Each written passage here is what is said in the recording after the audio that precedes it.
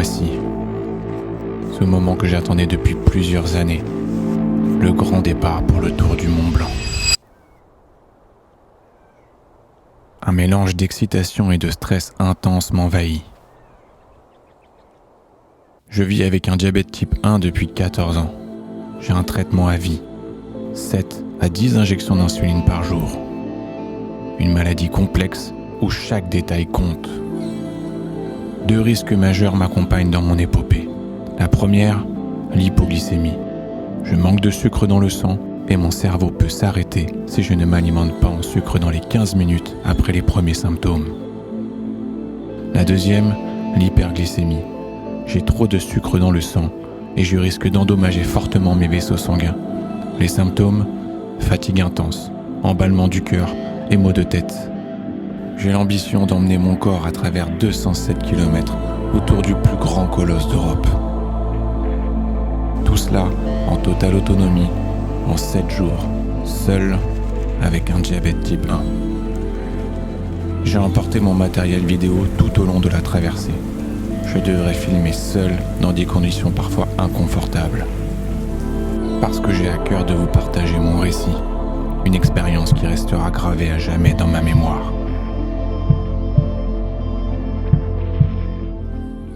Sur mes réseaux et ma chaîne YouTube, je m'appelle Pedroga, j'ai 34 ans, j'ai un diabète type 1 et j'ai décidé de faire le tour du Mont Blanc en autonomie.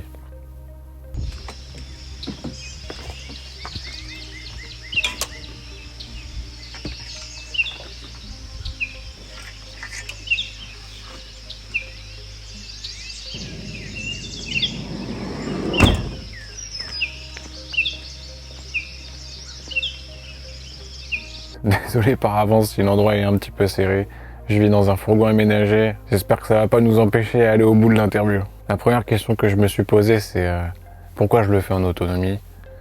Et pour mon cas, c'est absolument pas une prouesse sportive ou autre. C'est que j'ai un besoin de liberté.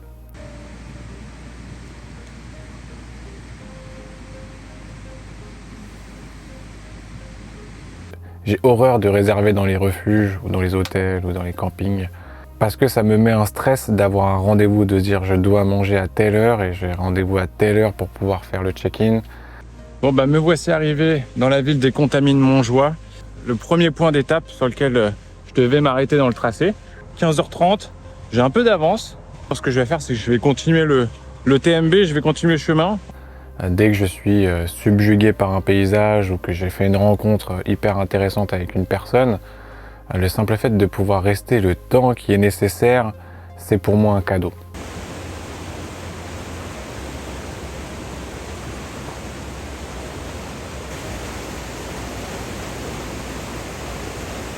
Par contre, cette liberté, ça a un inconvénient. Dans mon cas, mon sac pèse lourd. Ouais. Si je compte le poids, du traitement pour le diabète, les grosses réserves de sucre rapide que je dois garder en cas d'hypoglycémie, le matériel vidéo, et puis le b.a.-ba, tente, etc., plus nourriture pour 6 à 10 jours, j'ai un sac qui fait entre 18 et 20 kilos.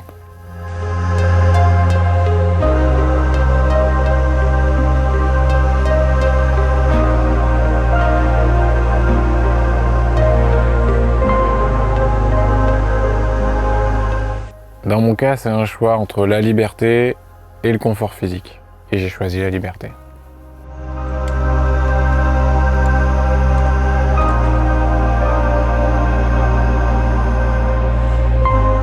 Durant mes traversées, je mange seulement quand j'ai faim.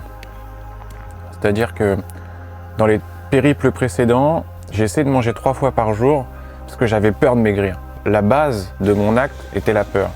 Quand je mangeais 3 fois par jour, j'avais l'impression que mon corps surchauffait tout le temps.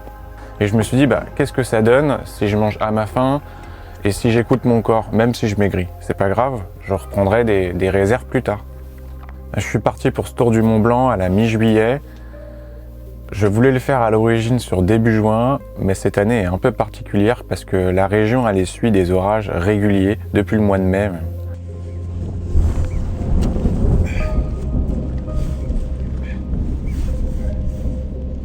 Au départ, ça a été un frein pour moi. Les semaines sont passées, j'ai réfléchi et je me suis dit, mais Si je pars en juillet et août, il y a aussi des risques de canicule. Donc je préfère quoi entre des journées avec des orages de passage où il fait plus frais ou une canicule. Je me suis dit ce que je dois éviter au maximum, c'est plutôt la canicule que les orages. Alors je me suis renseigné sur les gestes qui sauvent pendant les orages en montagne et je suis parti pour l'aventure.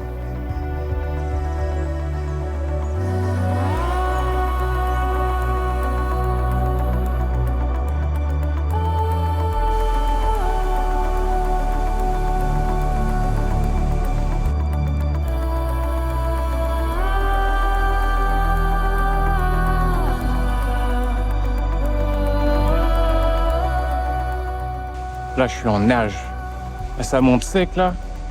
Jusqu'au refuge de Nantes, je pense que je vais m'arrêter là-bas. Parce que là, avec le poids du sac, je commence à avoir mal au dos, là. J'ai les muscles du dos, des cervicales qui commencent à être bien pris, là.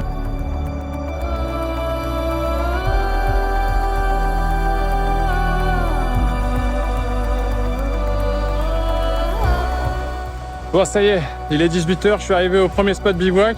J'ai voulu bivouaquer au refuge des Nans, mais vous n'allez pas pouvoir, il n'y a pas de zone de bivouac. En fait, il faut continuer 10 minutes après, vous avez 10 minutes à pied, une petite montée à faire. Et après, vous avez une aire de bivouac avec des toilettes sèches, des poubelles. Et là, il y a une rivière qui passe, donc il y a l'eau à volonté. Et là, ça me rassure, je vais pouvoir me remplir en eau demain matin et faire à manger ce soir avec l'eau qui est là, quoi.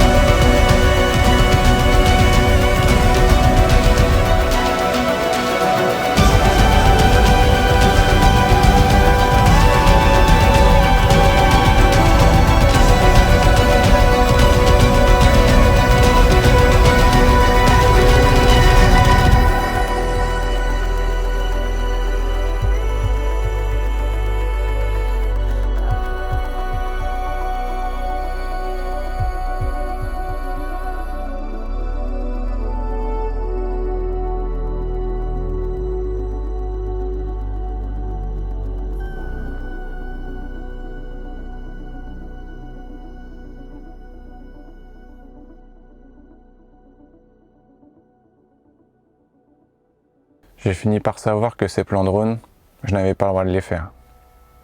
La réglementation dans la région sur les vols de drones, c'est encore assez flou parce que sur le chemin, j'avais pas vu de panneau.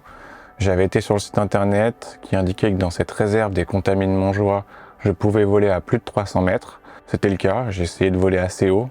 En revanche, il y avait des chalets à 500 mètres du point de bivouac. Pendant que j'effectuais le vol, j'ai vu un mec qui était sorti de chez lui et qui venait jusqu'au point de bivouac, donc il m'a indiqué que c'était interdit pour garantir la tranquillité des animaux dans la réserve, ce que je peux tout à fait comprendre.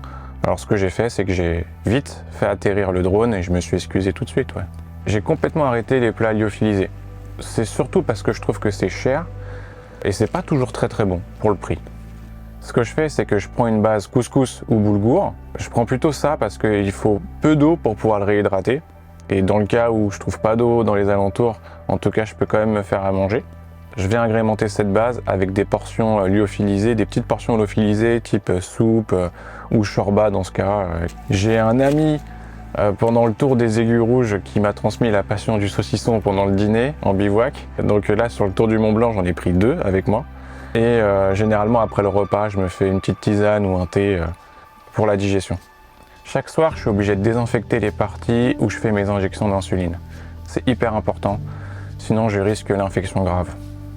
J'emporte avec moi des lingettes désinfectantes, c'est hyper efficace. Vous pouvez vous laver avec dans le cas où vous ne trouvez pas de point d'eau autour. Alors je suis parti avec 2 t-shirts, dont celui que je portais, un short, 2 paires de chaussettes, 2 boxers, dont celui que je portais. Et puis pour le soir, quand vous bivouaquez à plus de 2000 mètres, c'est important d'avoir des affaires chaudes parce qu'ils caillent. Dans ces cas-là, j'avais un t-shirt manche longue, un pantalon, un bonnet, un cache-cou et un pull. Je profitais de la chaleur du midi pour laver mes vêtements dans les ruisseaux. C'était hyper agréable, ça séchait super vite et j'en profitais pour me laver également. Durant le 2e jour, j'ai fini par atteindre le col du Bonhomme. C'est le point d'arrivée qui allait me faire passer vers l'autre flanc de la chaîne du Mont Blanc. Les tant attendus points de vue italien. J'étais ému car toute ma vie, j'ai contemplé le Mont Blanc assis sur le flanc français et je me suis longtemps demandé ce qu'il y avait de l'autre côté. Ce premier col, c'était le symbole d'un rêve qui était en train de se concrétiser.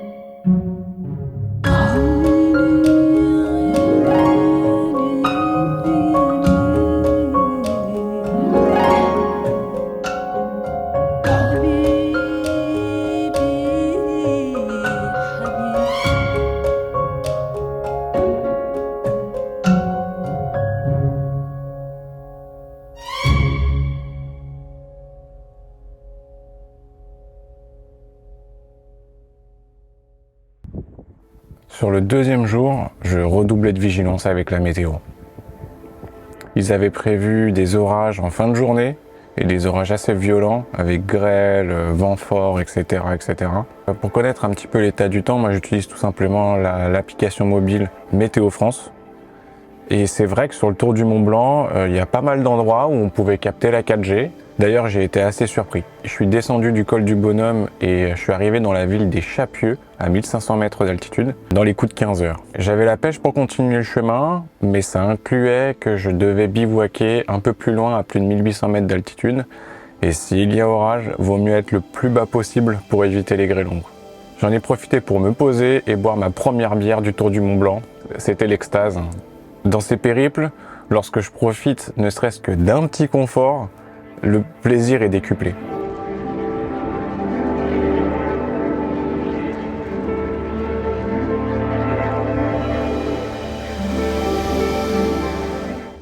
Bon matin. Bon hier il a pas plu, ce qui a le don de me faire bouillonner, parce que j'ai perdu peut-être 3-4 heures. C'est tout juste ce matin que l'orage arrive, il est 6h30. Alors ça va être une première, c'est-à-dire que je vais essayer de tout remballer en restant dans la tente. Je vais faire de mon mieux, voilà. Pour ce 3e jour, je me suis fixé l'objectif d'arriver à Courmayeur. J'étais pas certain d'y arriver avant la fin de la journée, mais avec un but à la clé, on maintient la motivation, malgré les douleurs de l'effort physique. La veille, j'ai dû m'arrêter à cause des orages, alors je trépignais d'impatience de voir la chaîne du Mont Blanc depuis l'Italie. Et j'ai été servi. Je suis passé devant une succession de glaciers plus impressionnants les uns que les autres.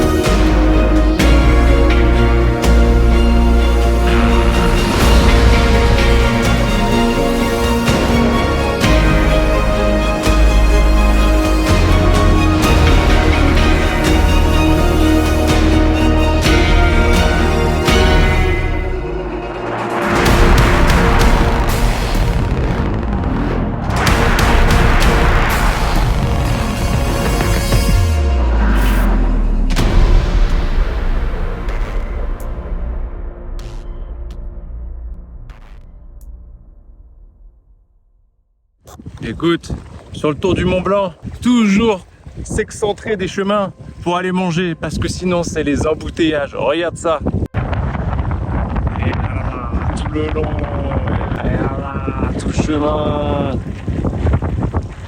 Alors un petit conseil, si vous voulez faire le tour du Mont Blanc, aimez votre semblable, c'est important parce qu'il y en a beaucoup. Par contre, vous n'allez pas voir beaucoup d'animaux, à part des humains. Voilà. Je dois avouer qu'en plein été, je m'attendais à croiser du monde. Ouais, j'avais l'habitude dans mes précédentes randonnées de choisir des périodes plutôt creuses afin d'aller rechercher le calme. Et c'est vrai que pendant la préparation du Tour du Mont Blanc, ça a été un sacré questionnement. Est-ce que je vais profiter de cette randonnée avec tout ce monde ? J'ai failli le faire en automne, mais étant donné que les refuges sont fermés, ça me rassurait pas en cas de pépin. Et je me suis vite fait à l'idée que je vais devoir m'accommoder de tout ce monde. Ce serait une des plus grosses erreurs de ma vie de ne pas réaliser cette expérience à cause de son affluence. Et c'est vrai qu'en partant avec cet état d'esprit, j'ai vite sympathisé avec des randonneurs de tout horizon. J'ai réalisé qu'il y a des personnes qui viennent du monde entier pour réaliser ce périple. J'ai sympathisé avec des Australiens, des Américains, des Canadiens et quelques Français et j'en passe. Bon les amis, c'est là que les ennuis commencent. Dès que vous arrivez en Italie, en fait derrière, alors c'est pas propre à l'Italie, hein, c'est une loi qui est propre vraiment juste à la région, mais en fait c'est interdit de bivouaquer. Ah, les fameuses réglementations italiennes. Je m'étais pas renseigné sur le sujet avant de partir et j'en ai fait les frais. Pour bien préciser, il est interdit de bivouaquer à moins de 2500 mètres d'altitude. Pour moi, c'était la plus grosse déception du périple. Mon projet de faire le TMB en autonomie était tombé à l'eau. J'ai essayé de demander au refuge s'ils avaient de la place. Évidemment, ils en ont pas. En pleine saison comme ça, c'est mort. Donc ce que je vais faire, c'est que là il est 17h30 et je vais redescendre, j'ai 1h30 jusqu'à Courmayeur et puis je vais devoir essayer de trouver un hôtel parce que c'est interdit. Ouais, sur le moment, j'étais en colère. En fait, ce que je comprenais pas, c'était que cette réglementation, elle vise à protéger l'environnement de l'afflux de touristes. Le bivouac, il est bien autorisé en France et sur la partie française du TMB, j'ai vu aucun déchet. Dans tous les endroits où je passais, il y avait de nombreuses poubelles à disposition et c'était propre. C'est mon point de vue personnel et il est à débattre, mais je pense que cette réglementation, elle est purement d'ordre business pour faire venir un maximum de monde dans les refuges italiens. Et de mon point de vue, ça perd son charme en ce qui concerne l'accueil dans le pays. Personnellement, moi je supporte pas de dormir dans les dortoirs en refuge. Ça ronfle, ça va aux toilettes toute la nuit. Moi je passe de bien meilleures nuits dans ma tente, en pleine nature, au calme. Je partais quand même me faire une nuit dans une chambre d'hôtel, j'allais pas cracher dessus. C'est vrai que dormir sur un matelas avec des draps frais, prendre une douche, recharger les batteries de drone, ne pas replier la tente le matin au lever.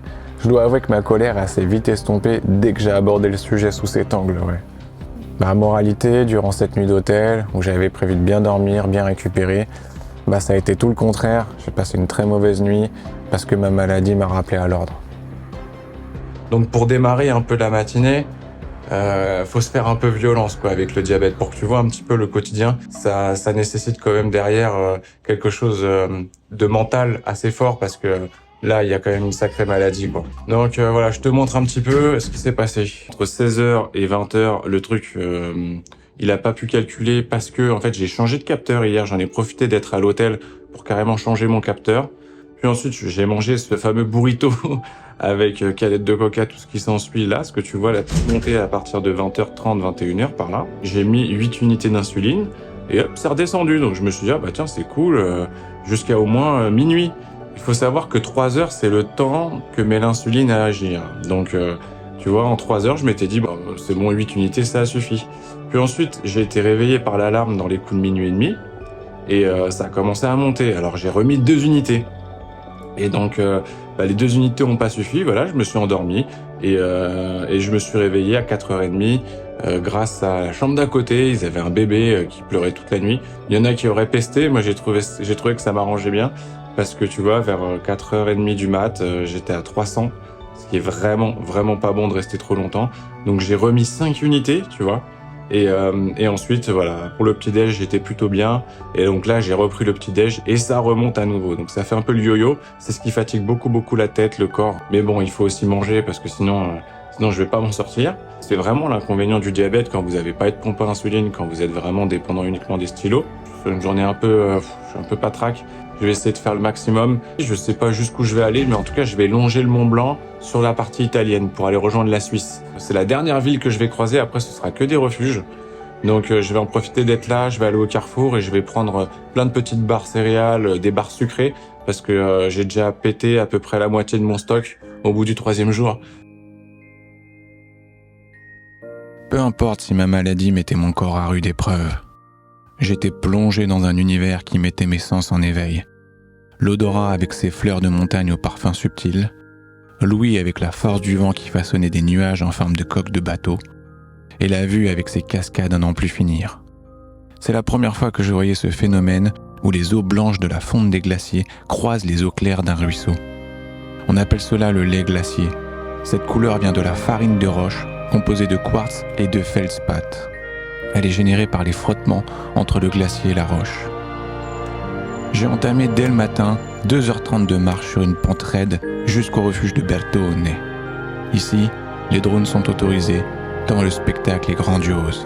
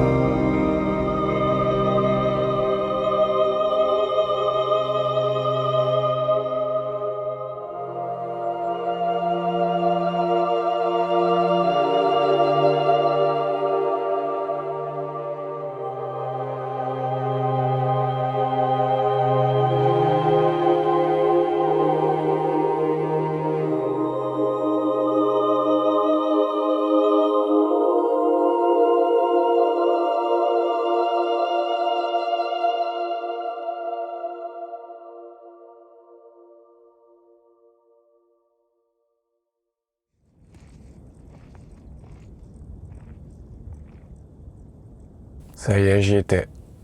Je voyais le sommet du Mont Blanc depuis l'Italie.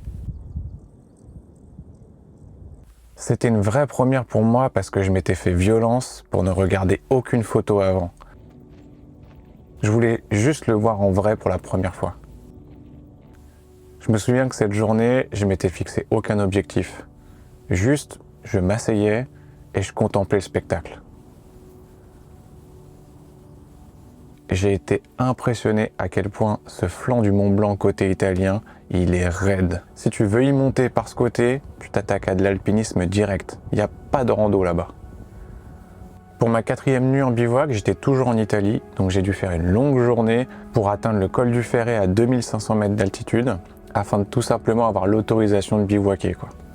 Et le lendemain matin, c'est là que je me suis rendu compte à quel point la météo en montagne peut changer à une vitesse juste incroyable, quoi. Bon, je suis arrivé au col, mais il y a de la grêle. Ça commence à neiger. Enfin, c'est un truc entre de la grêle et de la pluie. Et il fait froid de ouf. Bon, je vais tracer, je vais essayer de descendre. Allez, c'est parti. Je me suis levé à 6h45, j'aperçois un soleil radieux sur la montagne. À 7h15, j'avais déjà les grondements de l'orage et la pluie qui était au-dessus de ma tête. Alors moi, je m'organise avec 2 paliers de protection contre la pluie. J'ai un premier palier pour des orages qui vont pas durer plus d'1 heure, c'est-à-dire que je mets un imperméable, je viens imperméabiliser également mon sac à dos et basta. J'ai également un 2e palier de protection contre la pluie, où là je viens remettre un poncho par-dessus. Ça permet de protéger mon matériel vidéo qui est sur les poches de côté de mon sac et qui prennent également l'eau. Et j'ai également un pantalon de pluie, tout simplement pour me réchauffer également les jambes. J'ai testé ce matériel durant les sentiers cathares, où j'ai pris 3 jours de pluie consécutifs, et je dois dire que c'est efficace. Tu vas me prendre pour un maso, mais j'ai adoré ce moment d'orage. C'est un orage qui a duré un peu moins d'1 heure, mais lorsque ça se découvre et que tu as les premiers rayons de soleil qui arrivent sur la montagne, c'est comme une vague de chaleur douce et rassurante qui arrive.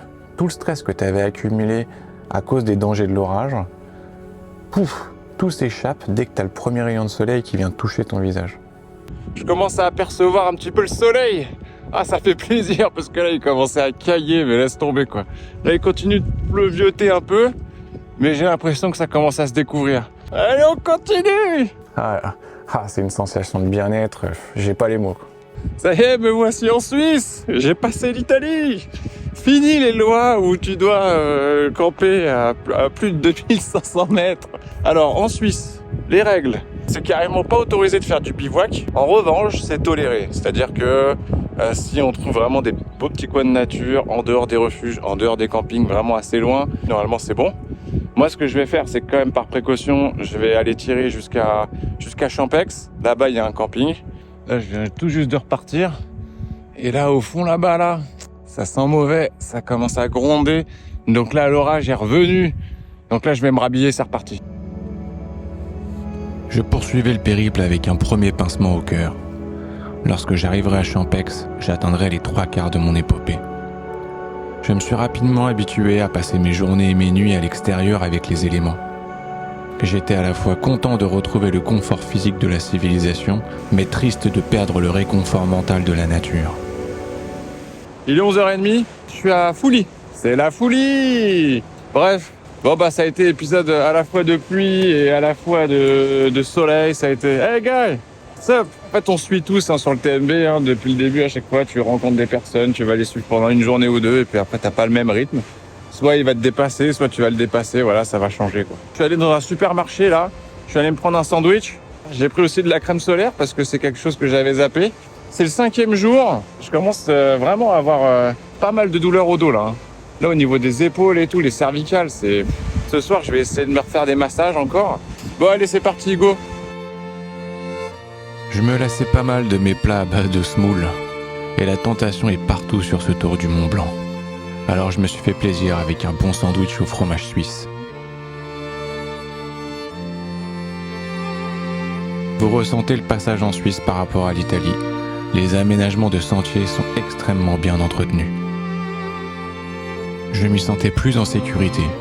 J'étais plus serein en ce qui concerne mes possibilités de faire du bivouac en pleine nature, et ainsi, je me sentais plus libre.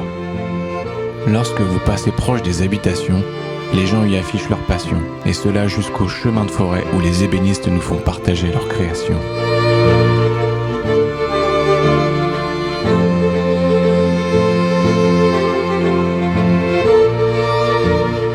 Ça y est, on est arrivé, je suis arrivé au camping de Champex en Suisse.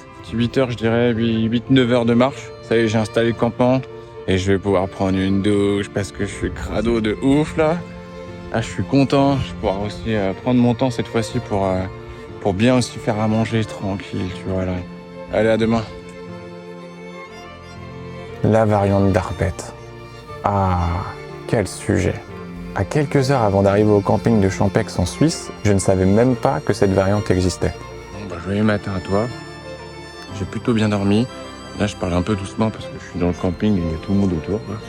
Si jamais ça se découvre, je vais attaquer une variante qui peut être pas mal. Au lieu de faire tout un tour sur du plat, là, je re-attaque un col pour être bien en hauteur dans les 2003-2004. En fait, j'ai rencontré 2 Français sur le chemin avec qui j'ai sympathisé et qui m'ont parlé de cette variante. Ils m'ont dit qu'elle était beaucoup plus sympa car tu attaques de la haute montagne et tu as un glacier magnifique à la clé, quoi. Alors, je me suis dit, bingo, je vais faire cette variante avec eux.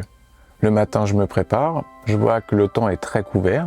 En revanche, Météo France annonçait que ça allait se découvrir le midi. Mais malheureusement, mes 2 compères de la veille, ils ne se sentaient pas de le faire parce qu'ils avaient accumulé pas mal de fatigue avec des nuits courtes. Du coup, je suis parti seul et franchement, je te le dis honnêtement, c'est la randonnée la plus technique et la plus dure que j'ai faite de ma vie avec un sac de 18 kg.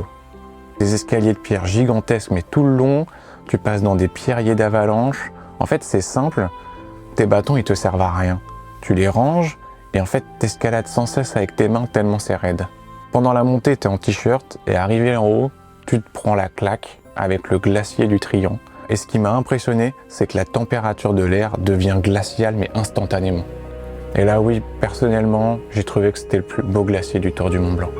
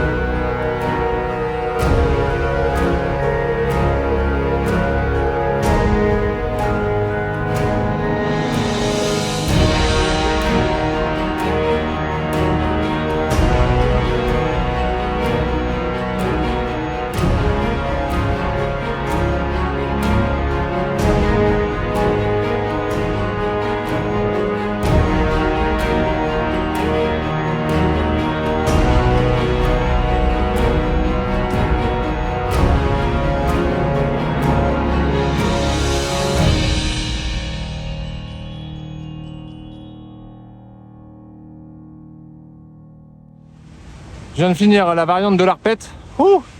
Là, c'est quelque chose, il est 15h30, j'ai commencé depuis 8h. Je vais remonter jusqu'au col de Balme. J'ai 3 heures à peu près de montée là. Là, j'en ai plein les pattes. Je vais essayer de dormir, trouver un coin au col pour pouvoir planter la tente. J'aimerais bien finir demain parce qu'après-demain, les orages démarrent et là, ça va pas être top, quoi. Il était temps pour moi de manger un morceau, car je sentais des faiblesses sur mes appuis. J'avais également épuisé tout mon stock d'eau, une bonne recharge de 2 litres pour repartir, d'autant plus que les chemins qui m'attendaient n'étaient pas les plus faciles à parcourir. J'ai passé le col de la Balme et puis j'ai été demandé au mec du refuge, parce qu'il y a un refuge, je savais même pas. Il m'a dit écoute, si tu veux bivouaquer, tu viens de tirer une demi-heure de plus jusqu'au col de la Posette.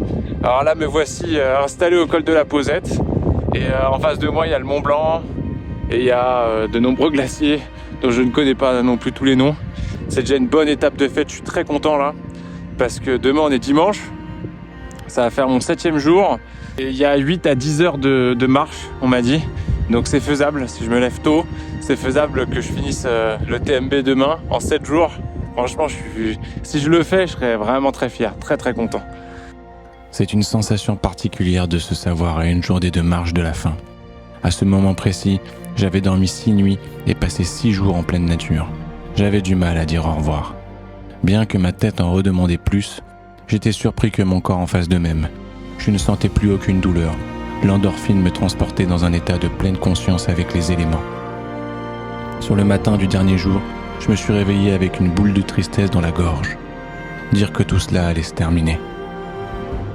Bon je pleure parce que c'est le dernier jour. Et que je me dis que je m'en souviendrai toute ma vie, quoi. Je me dis à chaque fois, si je peux continuer à donner de l'espoir aux gens qui ont des maladies chroniques et d'autres qui n'en ont pas, mais qui se disent ah bah si lui il l'a fait avec un diabète de type 1, alors moi je peux le faire.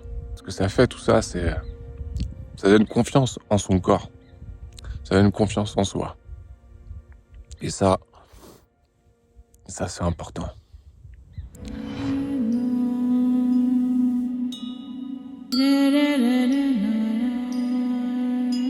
À travers ces chemins, j'ai remarqué que rien autour de moi ne vit pour lui-même.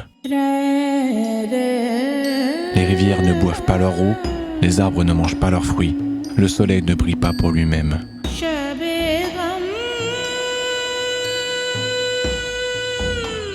Vivre les uns pour les autres est la loi de la nature. Les personnes que j'ai rencontrées sur le chemin avaient chacune leur raison de bravir ce TMB. Certains vous diront que c'est pour la performance sportive ou pour le paysage. Mais j'ai remarqué une chose que toutes ces personnes avaient en commun. Ils tentaient tous et toutes de s'élever au-dessus des circonstances de leur vie et de se servir de leurs problèmes pour s'obliger à se surpasser. Les seules personnes sans problème dans ce monde sont celles qui sont dans les cimetières. À mon âge et avec une maladie grave, je prends conscience de la valeur du temps qui m'est offert.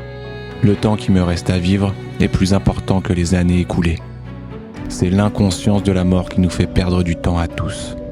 Alors, qu'est-ce que tu attends ? Ne crois-tu pas que c'est le moment de passer à l'action ?